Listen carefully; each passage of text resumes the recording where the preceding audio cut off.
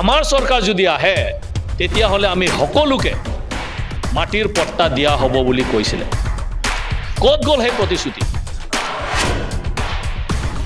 সেই প্ৰতিশ্ৰুতিবোৰ ক'ত গ'ল আপোনালোকে কি আমাক সদায় প্ৰতিশ্ৰুতিয়ে দি থাকিব নেকি তো অসম আদিবাসী ছাত্ৰ সন্থা কেন্দ্ৰীয় সমিতিৰ তৰফৰ পৰা আপোনালোকক সকলোকে আমাৰ মিডিয়া বন্ধুসকলক আমি জোহাৰ যাচিছোঁ আমি অলপ দিনৰ আগৰ পৰাই আমি গোটেই জিলাবোৰ ভ্ৰমণ কৰি আছোঁ আৰু আমাৰ জিলাত বিশেষকৈ আমাৰ আদিবাসী সম্প্ৰদায় আমাৰ আদিবাসী লোকসকলৰ আদিবাসী গাঁৱত বাগান যিখিনি সমস্যাবোৰ আছে এই সমস্যাৰ আমি বুজ ল'বলৈ চেষ্টা কৰি আছোঁ যোৱাকালি আমি চিৰাং জিলাত আহি পালোঁ আৰু আজি বেংটলৰ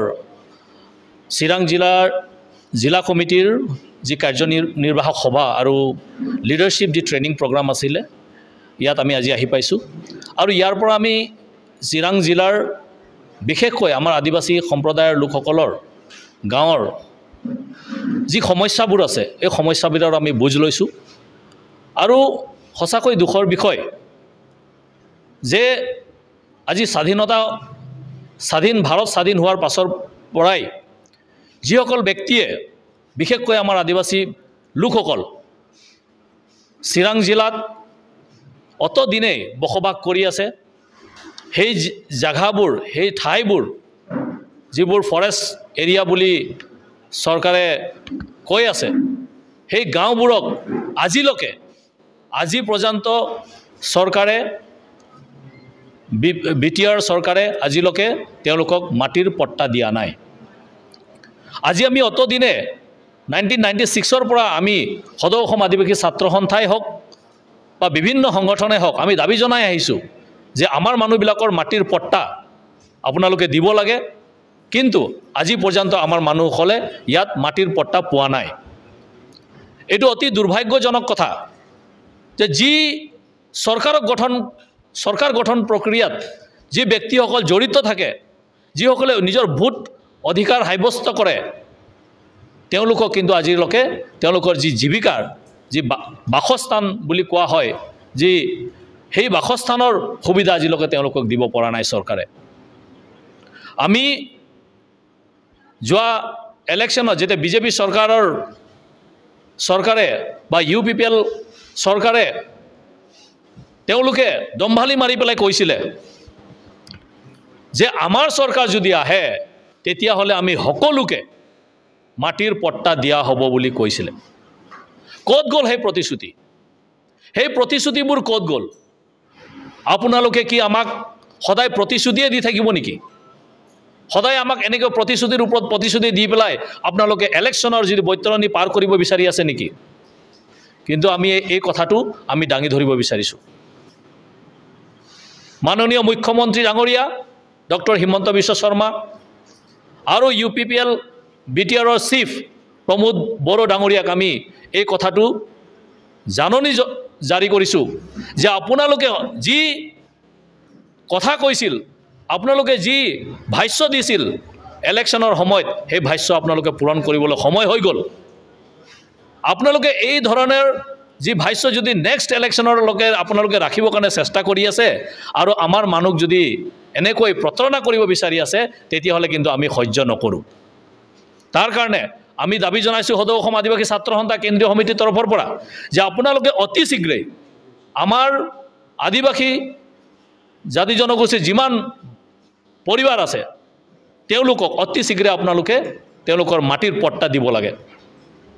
লগতে 1996 1998 আৰু 2014ত যিবোৰ গোষ্ঠী সংঘৰ্ষ হ'ল সেই সময়ত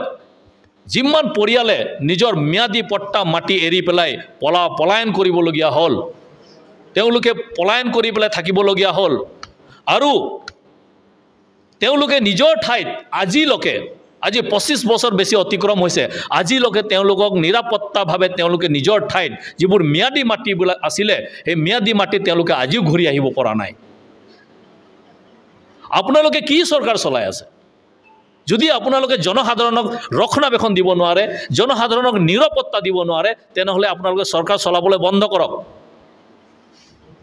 আমি সদৌ অসম আদিবাসী ছাত্ৰ সন্থাই দাবী জনাই আছোঁ বহুত এনেকুৱা গাঁও আছে দেওশ্ৰী শান্তিপুৰ, বেংটল, দুৰ্গাপুৰ বা চেৰফাংগুৰি এনেধৰণৰ বহুত গাঁও আছে, যিবোৰ গাঁৱৰ মানুহবিলাকে আজিও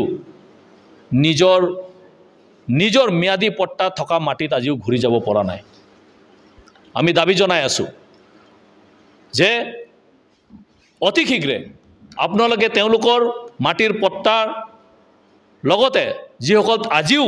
কেম্পত বসবাস কৰি আছে তেওঁলোকক আজিও আপোনালোকে সোনকালে ৰক্ষণাবেক্ষণ দি পেলাই তেওঁলোকৰ নিজৰ মাটিত যাতে তেওঁলোকে ঘূৰি যাব পাৰে, তেওঁলোকক নিৰাপত্তাভাৱে তেওঁলোকৰ নিজৰ মাটিত গৈ পেলাই তেওঁলোকে নিজৰ পৰিয়ালৰ পোহপালন কৰিব তাৰ ব্যৱস্থা কৰিবৰ কাৰণে আমি দাবী জনাইছোঁ। লগতে আমাৰ ইয়াত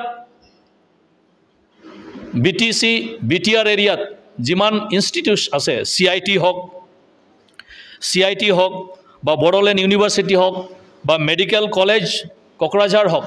এই সকলোবোৰত আদিবাসীসকলৰ ৰিজাৰ্ভেশ্যন আমি বিচাৰি আছোঁ, বিশেষভাৱে আমি ৰিজাৰ্ভেশ্যন বিচাৰি আছোঁ। তাৰ কাৰণে আমি দাবী জনাই আছোঁ আৰু আগন্তুক সময়ত যাতে আমি এই বিষয় লৈ পেলাই আপোনালোকৰ লগত আলোচনা কৰিব যদি বিচাৰে আমি আলোচনাও কৰিম, কিন্তু আমাৰ যাতে শিক্ষাৰ হাৰ, আমাৰ আদিবাসীসকলৰ যি শিক্ষাৰ হাৰ সেইখিনি যদি উন্নয়ন কৰিব লাগে, এই জাতিটোৰ জাতিটোৰ যি গঠন প্ৰক্ৰিয়া আছে ইয়াক যদি আমি ডেভেলপমেণ্ট কৰিব লাগে তেতিয়াহ'লে আমাক শিক্ষাৰ যি ব্যৱস্থা আপোনালোকে কৰি দিব লাগিব। তাকে আমি সদৌ অসম আদিবাসী ছাত্ৰ সন্থাই আজিৰ এই সংবাদ মেলৰ জৰিয়তে হওক বা এই প্ৰেছ মিটৰ জৰিয়তে হওক আমি অসম চৰকাৰ তথা UPPL BTR চৰকাৰকো আমাৰ এই যিখিনি দাবী আছে এই দাবী আমি ইয়াৰ পৰা আমি জনাব বিচাৰিছোঁ। ধন্যবাদ।